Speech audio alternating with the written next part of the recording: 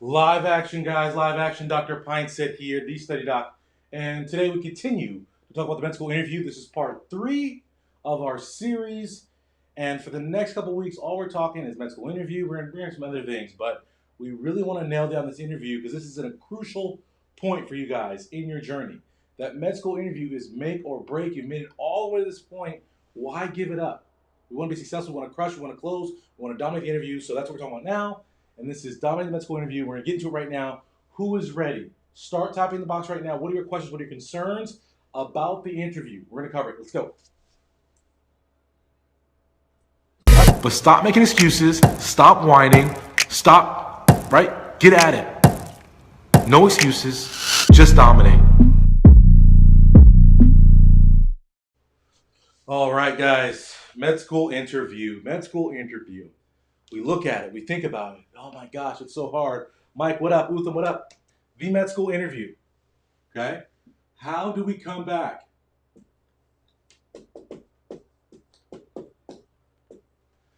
Dealing with mishaps, dealing with mistakes. How many of you guys think you might make a mistake on interview day? You might have a slip up, you might have a flub.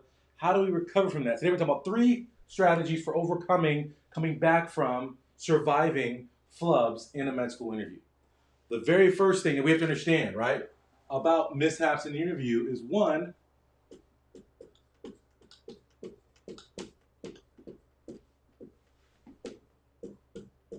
there are no do-overs. So when you say to the interviewer, hey, you know what? I didn't mean to say that. Can I restart? Can I start over? Can we forget I said that? The answer is no. We cannot forget you said that. You said it. It was not correct. It was not great. It was wrong. You can't start over.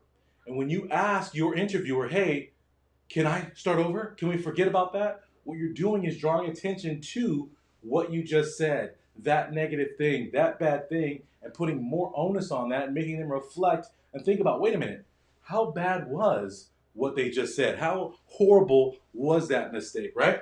So what we don't want to do is fall into that.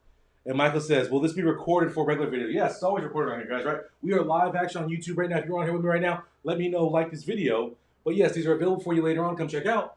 But we have to understand there are no do-overs. So don't ask for a restart. Instead, what I want you guys to do is strive to overcome.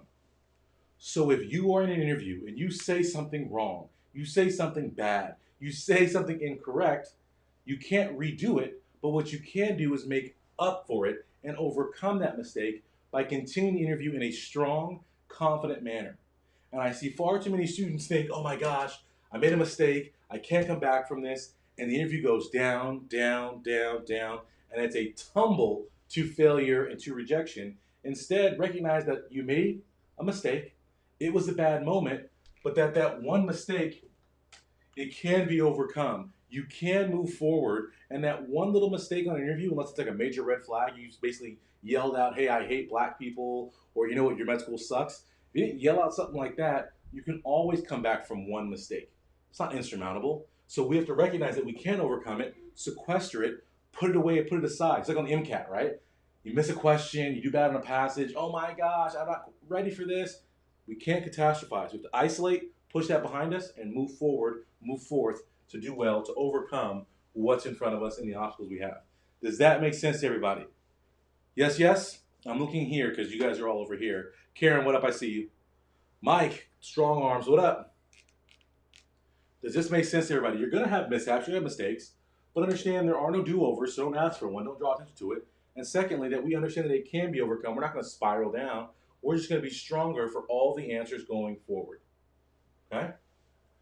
The third thing is to recognize. That's a special E right there.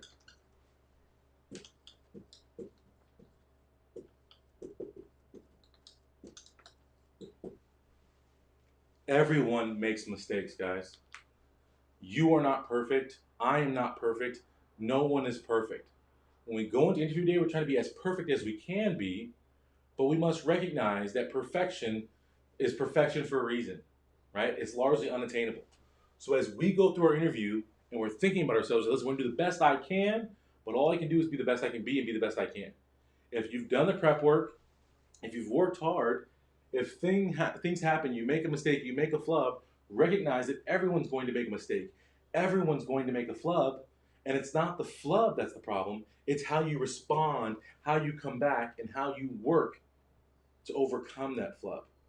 So don't put this perfectionist pressure on yourself where one mistake becomes insurmountable in your mind and you're like, oh my gosh, and you shut down, and the inconsequence is that you're like, oh my gosh, everyone's much better than me, you're thinking inferior thoughts, and you can't get your answers together for the rest of the questions or for the rest of the interview day. And the reason I say everyone makes mistakes is because oftentimes you guys think that your interview chances are sunk because you had one bad interview, one bad MMI station, one bad encounter, but the problem is, right, is that everyone's making mistakes, but if you rule yourself out, and I've actually seen this before, where there's been a student who left the interview day because they felt like the first interview went terrible, they didn't connect with the person, they said the wrong things, they didn't know about one of the questions that the person asked them, and so they literally gave up on the interview day and left the school. This is at USC, I remember this. They left the school, and I was like, wait, why would you leave the school and voluntarily give up your chances of acceptance because you made a mistake? Real warriors battle through. And for you guys, you gotta remember that everyone's making mistakes, so you can always battle, you can always continue to go and get it done. Does that make sense to everybody, right? It's not rocket science, but if you make a mistake, recognize, don't draw attention to it, don't keep going back to it. It's over. Move forward and work to overcome that one mistake, recognizing that everyone makes mistakes and one thing's not gonna kill you, but if you let it snowball, let it become more, let it shut you down, let it change you as a person, you can't show how amazing you are, then you will not get accepted to medical school. Yes, yes? Let's see right here. Milan. Do you think interviews will be granted to students for DO programs if they take a January MCAT? No. It's too late. That's the answer. For this cycle, if you're taking the MCAT in January, you are not qualified for this cycle, you are a next cycle candidate. Kasim, what up? One tall girl, yes, you caught alive. Hello. Kasim, everyone has problems. Some people just deal with it positivity, right? Staying forward thinking, visualizing ahead. Michael says, Dr. P, what's your email? Love to ask me my personal situation. Go to my website, Michael. My website is studenttransformation.com. I have a contact page. You can contact me there, studenttransformation.com. Reach out to me and let me know what your question is. What else is going on, guys? Did we learn today? Did we get something from this? When we make mistakes, very simple. Let's break it down. Let's get at it.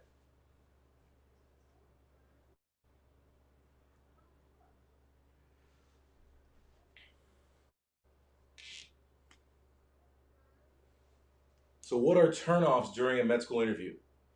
Turnoffs during med school interviews, so mistakes you can make, things you can say that are bad. I'm not going to do that to myself and torture you guys. Thank you for your question. Was it Kathrika? Bad things to say during an interview.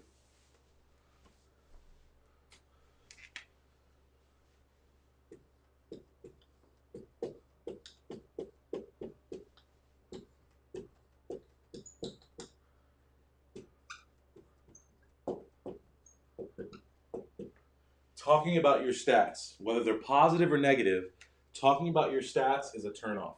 Oh, well, I don't know if you know this, but I have a 520 MCAT. Well, I don't know if you know this, but I have a 4.0 GPA. I don't know if you know this, but my MCAT is terrible, and I'm trying to work to overcome it. I don't know if you know this, but my GPA is terrible. I'm trying to work to overcome it. Don't talk about your stats.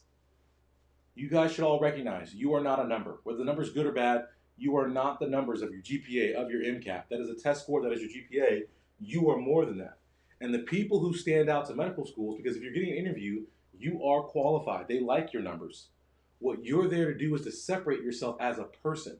You're trying to show medical schools, no, I'm someone who you want to have around your medical school. I'm someone who's going to be a difference maker. I'm someone who's positive. I'm an amazing person. I can communicate well. So what you want to focus on is not the stats, right, and talking about your stats. Instead, talk about who you are as a person, because that's what medical schools are evaluating is, are you a person of character? Are you a person of value? Are you a person who can contribute and make our school better? That's what they're looking for. Does that make sense? Yeah, a foot and mouth moment, like we said, there are no do-overs. How do you overcome it? By being stronger for the rest of the way, right? It's like grades, right? One bad grade doesn't keep you out of medical school because you're going to do so well in all your other classes. right? If you did poorly in undergrad, you do even better in a post-bac program. So if you put your foot in your mouth in your interview, then all you have to do is keep charging forward, not putting your foot in your mouth, instead being the superstar that you are and excelling and going forth. Yes, guys? Are we good? Patrice, good to know. You're welcome. I'm glad that you get something from that.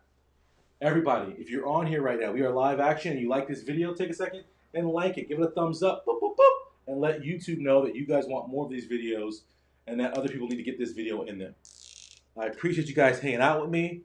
I'm going to run and get out of here. I just got off a long shift at the hospital. I literally just walked the door right now, but I have some more work to do. But I appreciate you guys being here. It is Monday. We'll be back on Wednesday talking more med school interview stuff, so make sure you guys tune in to this series all about med school interviewing. And if you guys want to learn everything there is to know about the med school interview, get to my website, studenttransformation.com. Check out the programs I have there, including my amazing med school interview course that breaks down the med school interview, gives you the 10 pillars you need to know to be successful and crush and dominate the med school interview, guys. Thank you so much for joining me. I'll see you guys all next time. How do we always end? No excuses, just dominate, guys. See you guys next time. Today is the day, guys. No more excuses, no more complaining. You're going to take your future in your own hands. You're going to dominate. You're going to be successful. Get to my website, studenttransformation.com. I challenge you. What are you going to do today to make your life better?